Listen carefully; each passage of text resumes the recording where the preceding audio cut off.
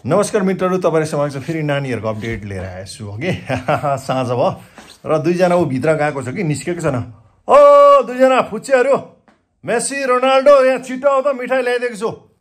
खै हौ अघि पसेको कि के गर्दैछ कुनी हो, छुट्टी भएर ट्युसन पढेर आएको कि।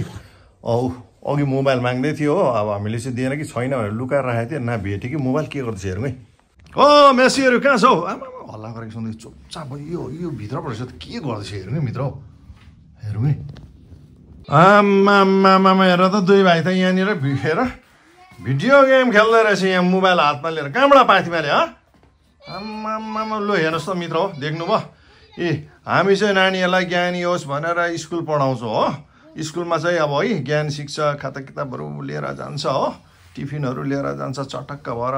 तर मोबाइल खेलाउनु चाहिँ हामीले स्कुल पठाउनु पर्यो। हेर्नुहोस् न, घरमै सिक्छ। हेर्नुहोस् त यहाँ खेलाएको बात पनि सुन्नु चाहिँ के भन्दो रहेछ ल, हेर्नुहोस् है मित्र हो।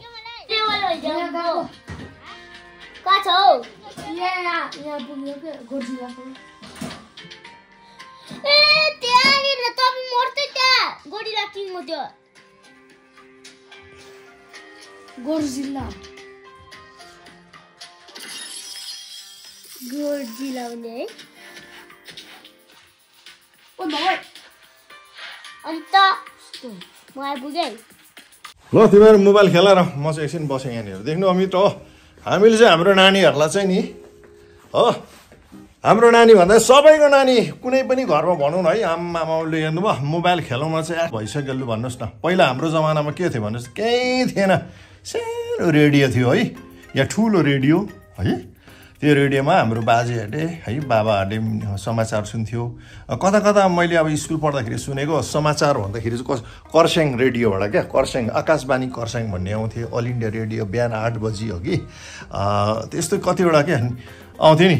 आम्मामा अहिले त रेडियो भन्ने त कता पुग्यो के भयो अब। त्यसको बादमा रेडियो सकेर टिभी आयो, ब्ल्याक एन्ड व्हाइट हो कि।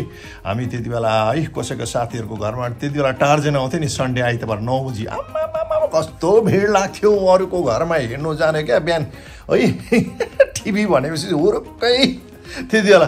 तर हेर्नुहोस् त परिवर्तन कस्तो भयो अहिले। हेर्नुहोस् न अहिले कहाँदेखि कहाँ पुग्यो देखिहाल्नुभयो, नानीहरू कस्तो भएको छ अहिले। हाम्रो मात्रै होइन, सबैको नै त्यस्तो भएको छ। विशेष गरेर अहिले त नानीहरू त जन्मिने बित्तिकै बेबी अवस्थामै मोबाइल हेरेर नानीलाई खाना खुवाउने अवस्था आएको छ।